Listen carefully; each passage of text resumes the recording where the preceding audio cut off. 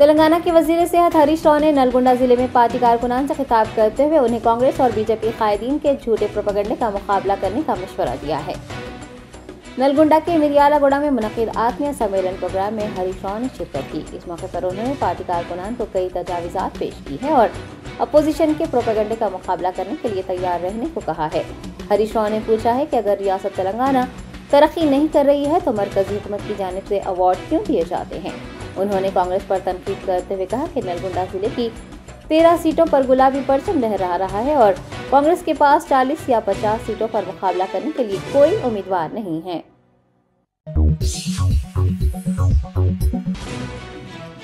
रियासती वजीर तलसानी श्रीनिवास यादव ने कहा है कि 22 जून से बोनाल त्यौहार का आगाज होगा। हुकूमत की जानिब से इस साल बोनाल त्यौहार के इंतजामात के लिए 15 करोड़ रुपये मख्तस किए गए हैं। हैदराबाद के बेगमपेट हरीता प्लाजा में वजीर बराए सिनेमाटोग्राफी तलसानी श्रीनिवास यादव की सदारत में बोनाल त्यौहार के इनेकाद पर एक आला सतही इजलास मुनक्किद हुआ, जिसमें वज़रा इंदिरा करण रेड्डी, मल्ला रेड्डी, CS शांति कुमारी, मेयर विजय लक्ष्मी, DGP अंजनी कुमार समेत मुख्तलिफ महकमों के अफसरान, मनादिर कमेटियों के अराकीन ने शिरकत की। बोनाल त्यौहार मुनक्किद करने की तारीखों को खतियत दे दी गई है। 22 जून से गोलकुंडा किले में आषाढ़ा बोनाल का आगाज होगा। 9 जुलाई को सिकंदराबाद महान काली बोनाल और 16 जुलाई को पुराने शहर में बोनाल त्यौहार मुनक्किद किया जाएगा। तलसानी श्रीनिवास यादव ने कहा है कि हुकूमत तेलंगाना ने बोनाल त्यौहार को रियासती त्यौहार करार दिया है ताकि तेलंगाना की सकाफत को उजागर किया जा सके। उन्होंने बताया कि इस साल हुकूमत ने बोनाल त्यौहार के लिए 15 करोड़ रुपये मख्तस करने का ऐलान किया है। तेलंगाना के वजीर IT के तारक रामाराव, जो कि बरतानिया और अमेरिका का दौरा कर रहे हैं, इस माह के आखिर में हैदराबाद लौटेंगे। बेरोजगार नौजवानों के लिए रोजगार के मौके पैदा करने, सरमायाकारों को राग़िब करने के लिए KTR 16 मई को अमेरिका और बरतानिया के दौरे पर रवाना हुए थे। 2 हफ्ता दौरे के दौरान वजीर IT मुख्तलिफ कंपनियों के नुमाइंदों के साथ सिलसिलेवार मुलाकातों में मसरूफ रहे। उन्होंने 80 से ज़ायद कारोबारी मीटिंग्स और मुख्तलिफ मौज़ूआत पर 5 गोल मेज़ कॉन्फ्रेंसेस में भी शिरकत की। 2 आलमी कॉन्फ्रेंस को भी उन्होंने मुखातिब किया। रियासत तेलंगाना की तरक्की, कारोबार के मौक़े से भी वाकिफ करवाया। दोनों ममालिक के कामयाब दौरे के बाद KTR आने वाले 4 दिनों तक अपने खानदान के साथ वहीं वक्त गुजारेंगे और इस माह के आखिर में हैदराबाद वापस होंगे।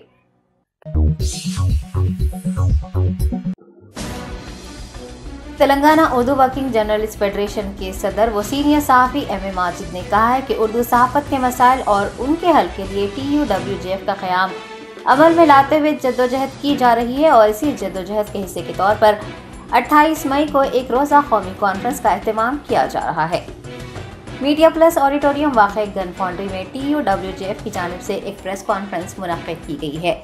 सदर फेडरेशन MM माजिद ने मीडिया से मुखातिब होते हुए फेडरेशन के क़याम, मक़ासद और कारकर्दगी पर रोशनी डाली। उन्होंने वाज़ेह किया कि फेडरेशन किसी तंजीम, किसी इदारे या शख्सियात से इख्तिलाफ रखे बगैर उर्दू सहाफ़त के मसाइल को उजागर करने, असली तकाज़ों और IT से उर्दू सहाफ़ियों को जोड़ने के इक़दाम कर रहा है।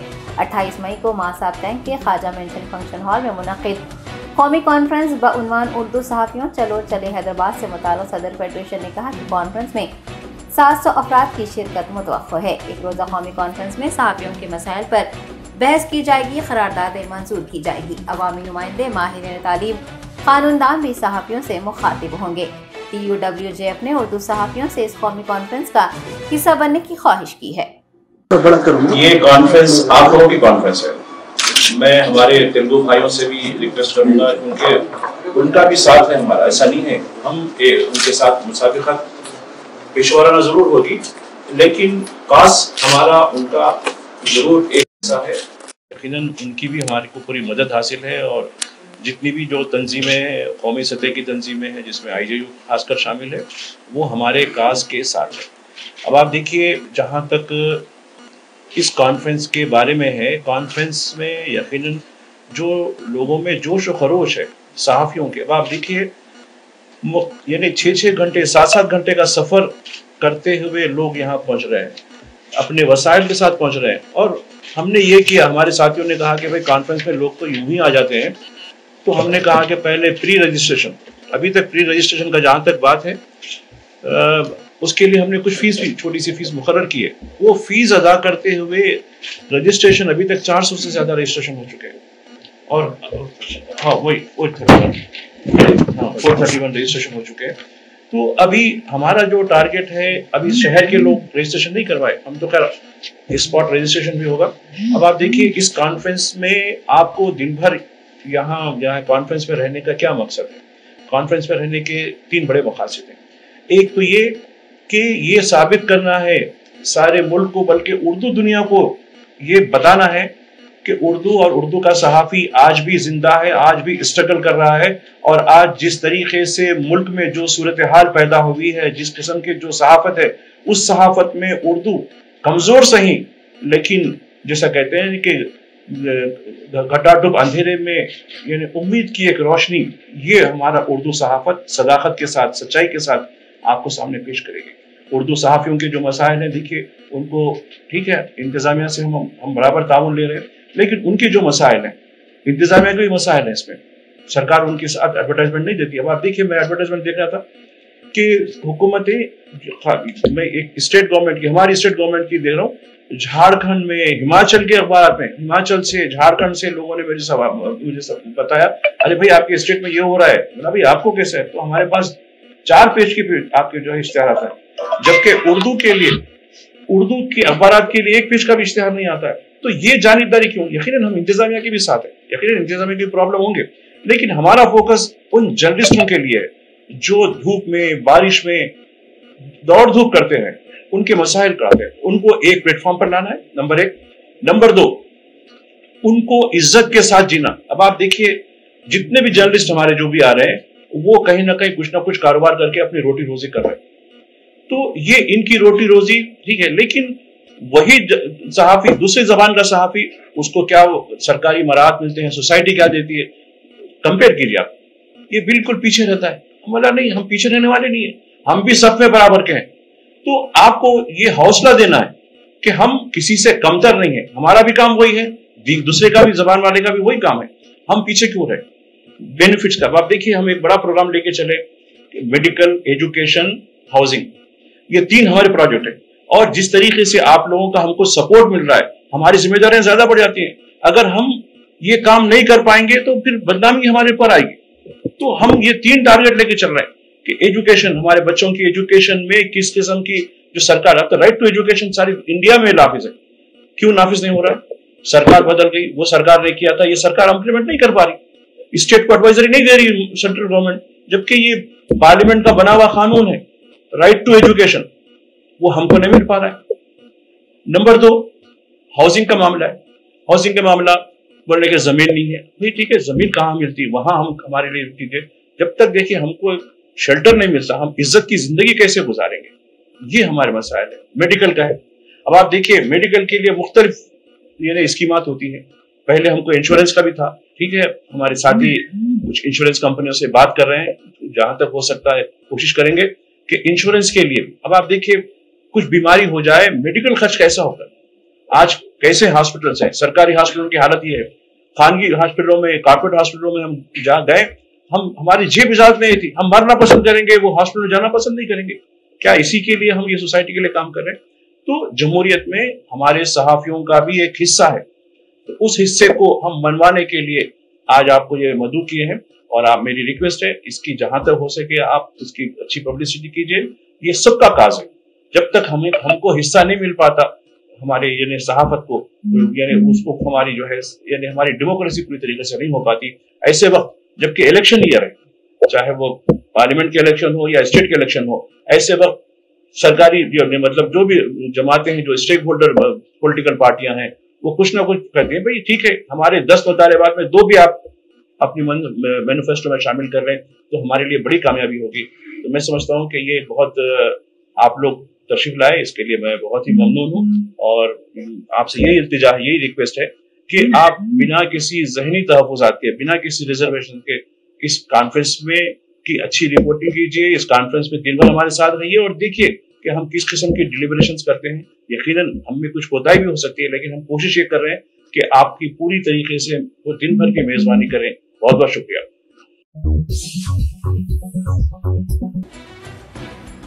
तेलंगाना बीजेपी सदर बंडी संजय कुमार ने अपने पार्लिमानी हल्के करीमनगर में मुख्तलिफ तरक्याती कामों को शुरू किया है। करीमनगर के डिवीजन 10 में तरक्याती कामों के लिए बंडी संजय कुमार ने भूमि पूजा की और कामों का आगाज किया। इस मौके पर मुकामी बीजेपी कायदीन व दीगर मौजूद थे।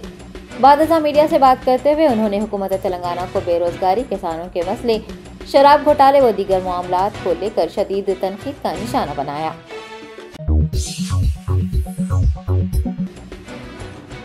राजस्थान के कोटा शहर में आजमीन हज से भरी बस पर अशरार ने पथराव किया, जिसके नतीजे में कई आजमीन जख्मी हो गए। मौसूला इतलात के मुताबिक हुजाज की बस पर हमला करने का वाकया कोटा शहर के कन्हड़ी थाना इलाके में उस वक्त पेश आया जब बस आजमीन को लेकर जयपुर जा रही थी। बस में सवार लोगों का कहना है कि किसी से भी कोई झगड़ा नहीं हुआ था। ताहम SHO सहाय शर्मा का कहना है कि आजमीन की बस एक मोटरसाइकिल से टकराई थी और इसी बात को लेकर झगड़ा हुआ था। अशरार की जानिब से पत्थरबाजी में कई हुजाज को चोटें आई हैं, जिन्हें इलाज के लिए अस्पताल मुंतकिल किया गया है और इस वाक़े में बस को भी बुरी तरह से नुकसान पहुंचा है। बस ड्राइवर और मुसाफिरीन की शिकायत पर पुलिस ने 6 अफराद को हिरासत में लेकर तहकीकात शुरू की है। कांग्रेस CLP लीडर भट्टी विक्रमार्का की पदयात्रा जिले करनूल के मेरिकल गांव में दाखिल हो गई है।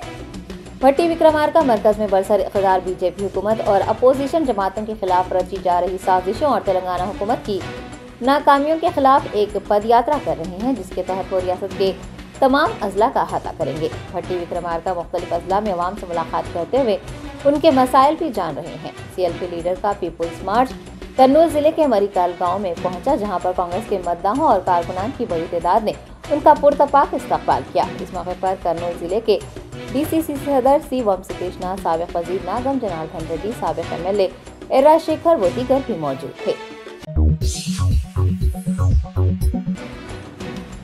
कुल हिंद मजलिस इत्तेहादुल मुस्लिमीन के कारवान रुकन असम्बली कौसम मोहिउद्दीन ने नरसापुर में एक हामिला खातून और उनके भाई को शरपसंदों की ज़द-ओ-कुब करने के वाक़े पर बयान जारी किया है। MLA कारवान ने बताया कि सरबराह कुल हिंद मजलिस इत्तेहादुल मुस्लिमीन बैरिस्टर असदुद्दीन ओवैसी ने मुसलमान शख्स और उसकी बहन को ज़द-ओ-कुब करने के वाक़े का नोट लेते हुए मेदक SP से रब्त किया है और खातियों के खिलाफ कार्रवाई करने पर जोर दिया है। अस्सलाम वालेकुम, बिस्मिल्लाहिर्रहमानिर्रहीम। जो मेदक डिस्ट्रिक्ट नरसापुर तालुक़े में जो पिछले 2 दिन से जो वीडियो वायरल हो रहा है, इस ताल्लुक़ से बताना चाह रहा हूँ कि जो हादसा हुआ 7 तारीख के दिन, जो इमरान नाम का जो लड़का है, उनकी होटल है नरसापुर में, और वहाँ पर जो गैस सिलेंडर सप्लाई करता है बच्चा लिंगम, उस बच्चे के पास गैस सिलेंडर डालने के लिए गया था। वहाँ पर डालने के 1-2 घंटे के बाद फिर एम्प्टी सिलेंडर के लिए गया था। एम्प्टी सिलेंडर के लिए गया था लिंगम, तो वहाँ पर तकरार हुआ, ढकलम ढकली थी, जिसके बाद जो इमरान लिंगम के ऊपर जो वाक़या करे वो गलत था। जिसके बाद लिंगम माला डाले हुए थे। उसके बाद लिंगम जाकर जितने भी स्वामियाँ हैं माला डाले, उन लोग को लेकर आकर इमरान के ऊपर तमाम मिलकर गड़बड़ करे। उस दरमियान में जो आयशा अंजुम जो लड़की है, वो लड़की बीच में आई भाई को बचाने के लिए। वहाँ पर ढकलम ढकली में आयशा अंजुम वहाँ पर से हट गए बाजू, और उसके बाद दोनों के ऊपर केस बुक हुआ, इमरान के ऊपर, लिंगम के ऊपर, और इमरान जाकर कोर्ट से बेल ले लिए। और उसके बाद लिंगम माला डालने की वजह से नरसापुर पुलिस खामोश थी, माला डाले, और माला डालने के बाद निकालने के बाद अब उनको इंशाल्लाह अरेस्ट करेंगे। रहा सवाल जो वीडियो वायरल हो रहा है, इस ताल्लुक से मैं और सदर मोहतरम जनाब नकीब मिल्लत बैरिस्टर असदुद्दीन अवी साहब SP मेदक साहिबा से बात करें, और उन्होंने बताया कि आज की तारीख में भी जो अबरार आयशा अंजुम के हस्बैंड है वो कंप्लेंट दे, और जो 14 तारीख के दिन पेटला बुरुज के अंदर जो आयशा अंजुम को एडमिट किए, जिसके बाद आयशा अंजुम डिलीवरी हुई, उसके बाद 3 दिन नीलोफर हॉस्पिटल में रखा गया। उसके बाद बच्चे का जो पैदावार से बच्चे। तेलंगाना के वजीर ज़राअत सिंगी रेड्डी निरंजन रेड्डी ने कांग्रेस पार्टी को पालामूरू खुदकुशी के वाक़े का जिम्मेदार ठहराया है। जड़चल्ला में कांग्रेस के अवामी जलसे में कांग्रेस कायदीन की जानिब से किए गए तबसरों पर शदीद रद्द-ए-अमल का इजहार करते हुए निरंजन रेड्डी ने कहा कि कांग्रेस पार्टी ने अपने दौर इख्तिदार में पालामोरू जिले के साथ जो नाइंसाफी की है वो सभी जानते हैं। उन्होंने याद दहानी करवाई कि सीएम केसीआर की 4.5 साल की हुक्मरानी से मुतासिर होकर साल 2018 में अवाम ने मुश्तरका पालामोरू की 14 में से 13 सीटों पर बीआरएस को ही वोट दिया। उन्होंने वाज़ेह किया कि कांग्रेस पार्टी के लिए पालामोरू में कोई जगह नहीं है। कांग्रेस कायदीन की जानिब से निकाली जाने वाली पद यात्रा पर भी उन्होंने तंज करते हुए कहा कि पार्टी में एक दूसरे पर बालादस्ती हासिल करने के लिए पद यात्रा निकाली जा रही है। रियासती वजीर ने पालामोरू रंगारेड्डी प्रोजेक्ट को मुकम्मल करने का भी इंकशाफ किया।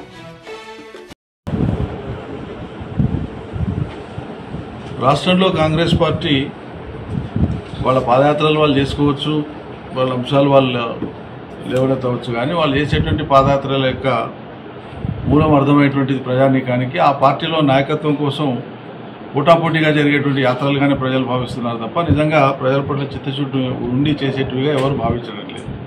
పైపెచ్చి ఇలా కాంగ్రెస్ మాట్లాడేటువంటి మాటలు ఆశ్చర్యకరంగా ఉన్నాయి. పాలమూరు జిల్లానేగా తెలంగాణ మొత్తం ప్రాంతాన్ని 5 దశాబ్దాల అధికారం వివిధ సందర్భాల్లో మీరు అనుభవించి ఈ జిల్లా అధోగతికి కారణమే మీరు, తెలంగాణ అధోగతికి కారణమే మీరు.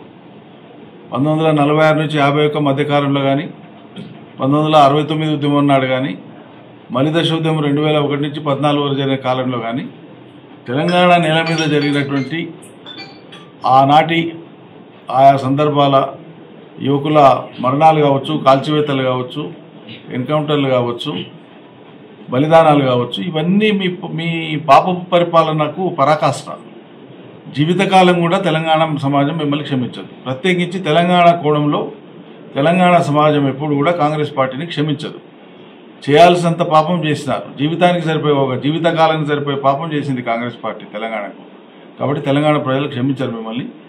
ఈ పాలమూరులో ఈ ప్రాజెక్టులు ఏదో ఆలస్యం అవుతున్నాయి, మేము వచ్చి పూర్తి చేస్తా ఉన్నాం. అసలు పాలమూరు రంగారెడ్డి ప్రాజెక్టు ముందలు పోకుండా అడ్డుగాలేసింది, కేసులు పెట్టిందే మీరు కదా. బుట్లలో కేసులు వేసిందే మీ నాయకులు కదా.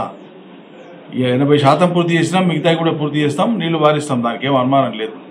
మీ పాలనను గుర్తు చేసుకోండి. అలా మీరు ఈరోజు కేసీఆర్ పాలన మీద మాట్లాడడం కాదు, గత మీ పాలనలో ఏం జరిగిందో గుర్తు చేసుకోండి.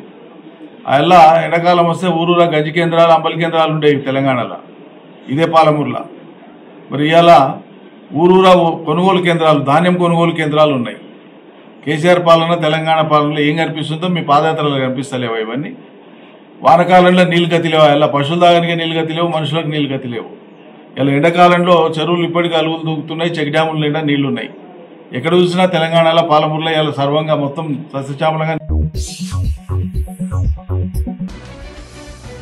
साइबराबाद पुलिस ने कपास के नकली बीज तैयार करने वाले और उसको खरीदो फरोख्त करने वाले एक गिरोह को बेनकाब करते हुए 7 अफराद को गिरफ्तार कर लिया है। Cyberabad police commissioner Ravinder Stephen ने मीडिया को बताया कि बालानगर एसओटी, राजेंद्र नगर, शाहबाद और बाजूपल्ली पुलिस महकमा ज़राअत के अफसरान ने मुश्तरका कार्रवाई करते हुए बैन रियासती गिरोह को बेनकाब किया है। उन्होंने बताया कि मुलजिमीन बाजूपल्ली, शाहबाद और बालानगर इलाके में नकली बीज सप्लाई कर रहे थे और उन्हें बोलेरो गाड़ी में बीज ले जाते हुए पकड़ लिया गया और उनके कब्जे से 2 टन से ज्यादा नकली बीज जब्त कर लिए गए हैं। जब्त किए गए बीजों की मालियत 85 लाख रुपये बताई गई है। सीपी रविंदर स्टीफन ने कहा है कि कम कीमत में बीज फरोख्त करने का दावा करते हुए ये अफराद जाली बीज किसानों को और काश्तकारों को बेच रहे थे। किसानों को उन्होंने होशियार रहने और खरीदारी करते वक्त पैकेट पर मौजूद तमाम तर तफसीलात जांचने का मशवरा दिया है। सीपी ने कहा है कि आने वाले दिनों में बड़े पैमाने पर छापे मारे जाएंगे और नकली बीज फरोख्त करने वालों के खिलाफ सख्त कार्रवाई की जाएगी।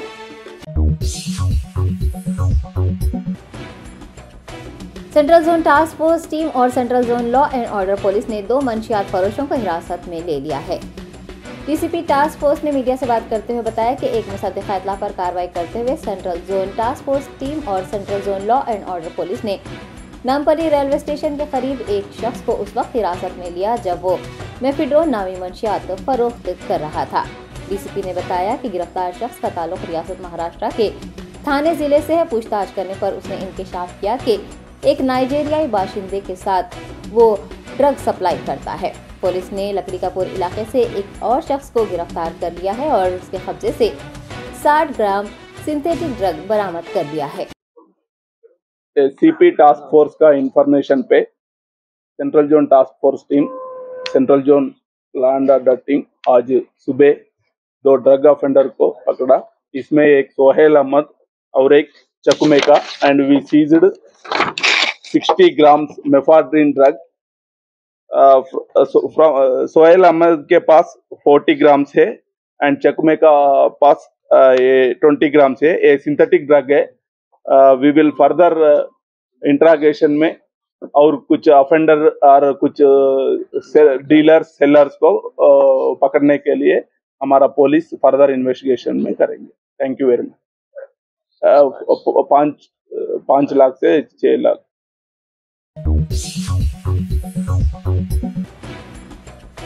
रियासत उत्तर प्रदेश के मीरठ में हलफबरदारी तकरीब में वंदे मातरम गाए जाने के दौरान खड़ा न होने पर AIMIM के कॉरपोरेटर पर बीजेपी कॉरपोरेटर्स की जानिब से हमला किया गया। हाल ही में बल्दी इंतखाबात के नतायज जारी किए गए हैं। मुंतखबा कॉरपोरेटर्स की हलफबरदारी तकरीब उत्तर प्रदेश के मीरठ में मुनक्किद की गई। वंदे मातरम गाए जाने के मौके पर AIMIM के कॉरपोरेटर के खड़े न होने पर बीजेपी कॉरपोरेटर्स ने एतराज जताते हुए शदीद हंगामा आराई की और मुबैना तौर पर MIM के कॉरपोरेटर के शौहर मोहम्मद दिलशाद पर हमला कर दिया। बताया गया है कि पुलिस की भारी नफरी तैनात किए जाने के बावजूद भी बीजेपी कॉरपोरेटर्स की जानिब से हंगामा आराई की गई। मेरा नाम मोहम्मद दिलशाद है। क्या मामला हुआ अंदर? कहाँ क्या पार्षद हो? क्या हुआ? मेरी पत्नी पार्षद है। कौन सा वार्ड? वार्ड 75 से। कौन सी पार्टी से? ऑल इंडिया मजलिस इत्तेहादुल मुस्लिमीन से हम लोग पार्षद है। अच्छा, क्या हुआ अंदर? अंदर क्या हुआ? अंदर वंदे मातरम हुआ था। सभी लोग खड़े हुए, हम भी खड़े हुए वंदे मातरम में। खड़े होने के बाद में वंदे मातरम जैसे ही समाप्त हुआ तो बीजेपी के लोग, देखो तुम वंदे मातरम क्यों नहीं पढ़ रहे, उस बात से उनकी जो ना धक्का मुक्की शुरू हो गई। हमारे पदाधिकारी के साथ धक्का मुक्की हो रही थी। तो मैं अपने पार्षद के पास गया, उनकी सीट के पास, तो हमारी जो महिला है उनके साथ बीजेपी के कुछ आदमी कह रहे कि आप यहाँ से जाइए, आप यहाँ से जाइए। मैंने कहा भाई आप ऐसे कैसे बोल रहे हैं, आप कैसे महिला के साथ बदतमीजी कर रहे हैं। बस इसी बात को लेकर मेरे साथ मारपीट शुरू कर दी। किसने मारपीट की? बीजेपी के सारे लोग थे, सभी ने मुझे। क्या आप वंदे भारत गाने का विरोध कर रहे थे? नहीं, मैंने कोई विरोध नहीं। कोई अपशब्द कहे थे आपने? नहीं, मैंने कोई अपशब्द नहीं कहा। मैंने सिर्फ एक ही अपशब्द कहा था। कुल-हिंद मजलिस इनकलाबी मिल्लत पार्टी के रहनुमा अब्दुल खवी अब्बासी एडवोकेट ने कहा है कि पार्टी की जानिब से ज़रूरतमंद ख़वातीन में सिलाई मशीनें तकसीम की जाएंगी। एडवोकेट अब्दुल खवी अब्बासी ने एक पैगाम जारी करते हुए बताया कि AIMIM इनकलाब मिल्लत पार्टी गरीब, बेवा, मुतलका ख़वातीन वो लड़कियां जो कि सिलाई कर सकती हैं उनमें सिलाई मशीनें मुफ्त तकसीम करेगी। उन्होंने ज़रूरतमंद ख़वातीन से फ़ोन नंबर 8121710836 पर अपना आधार कार्ड रवाना करने की ख्वाहिश की है। बिस्मिल्लाहिर्रहमानिर्रहीम। अज़ीज़ान मिल्लत इस्लामिया, अस्सलाम वालेकुम रहमतुल्लाहि व बरकातुहू। मैं AIM इनकलाब पार्टी की तरफ से एक आप लोगों को मैसेज देना चाहता हूँ कि AIM इनकलाब पार्टी ने डिसाइड किया है जो गरीब, गुरबा, बेवा या तलाक़शुदा लड़कियाँ, औरतें जो घर पर बैठी हैं, जो सीविंग जानती है, जो सिलाई कर सकती है, तो AIM इनकलाब पार्टी वो लोग को सीविंग मशीन मुफ्त देंगी, फ्री ऑफ कॉस्ट देंगी, ताकि वो उनकी बेरोज़गारी दूर हो सके, ताकि उनके ज़रिए आमदनी बन सके। तो मैं सब लोगों से अपील करता हूँ कि AIM इनकलाब पार्टी के ऑफिस पर आप अपना आधार कार्ड ये नंबर पर भेजिए और अपना फ़ोन नंबर छोड़िए। ये नंबर है, देखिए आप 8121710836 8121710836। ये नंबर पे आप अपना आधार कार्ड और फ़ोन नंबर भेजिए। इंशाल्लाह स्क्रूटनी करे बाद जो आपको सिलेक्ट करके बुलाकर सेविंग मशीन दिया जाएगा। और मैं ख़ास तौर से मैं ऐसे लोगों से अपील करता हूँ जो कि गरीब, गुरबा, जिसके पास कोई ज़रिया आमदनी नहीं है, जो सिलाई जानते हैं, जो सीविंग जानते हैं, उन्हीं को दिया जाएगा, दूसरों को नहीं दिया जाएगा। तो आप लोग ऐसे लोग अपना आधार कार्ड और फ़ोन नंबर ये नंबर पर भेजिएगा 8121710836। खुदाफिज। रियासत उत्तर प्रदेश के कानपुर में एक 100 साला खातून के खिलाफ मकान के जाली दस्तावेजात तैयार करने और खुद को मकान मालिक जाहिर करने पर मुकदमा दर्ज करवाया गया है। तफसीलात के मुताबिक माधुरी नामी एक खातून ने 100 साला चंद्रकली देवी के खिलाफ उससे 10 लाख रुपये बटोरने की कोशिश करने और मकान के जाली दस्तावेजात तैयार करने पर शिकायत दर्ज करवाई है। शिकायत कुनिंदा ने अपनी FIR में कहा है कि चंद्राकली अपने साथियों के साथ एक्सटॉर्शन गैंग चलाती है और लोगों से पैसे वसूल करती है। मोहम्मद खातून, जिस पर रकम वसूल करने और जाली दस्तावेजात तैयार करने का इल्ज़ाम लगाते हुए मुकदमा दर्ज किया गया है, उसने कानपुर पुलिस कमिश्नर से उस पर लगाए गए इल्ज़ामात की शफाफ तहकीकात करने की दरख्वास्त की है। Germanten super speciality hospital, doctor Mir Jawad Jar Khan, senior experienced orthopaedic surgeon, bone fracture, joint replacement, hip replacement और स्पाइन सर्जरी कामयाबी से अंजाम दे रहे हैं। इसके अलावा neuro surgery, cardiology, gynaecology, dental, general medicine, dialysis और फिजियोथेरेपी जैसे शोबाजात में इंतहाई कामयाबी के साथ वाजिबी फीस में इलाज किया जा रहा है। शेयरिंग और प्राइवेट रूम्स, अस्पताल में 24 घंटे MRI, CT scan, 2D digital x ray, ultrasound, operation theatre, ICU और लैब की सहूलत दस्तयाब है। आपकी उम्मीदों के ऐन मुताबिक Germanten super speciality hospital, pillar number 150, Attapur, Hyderabad.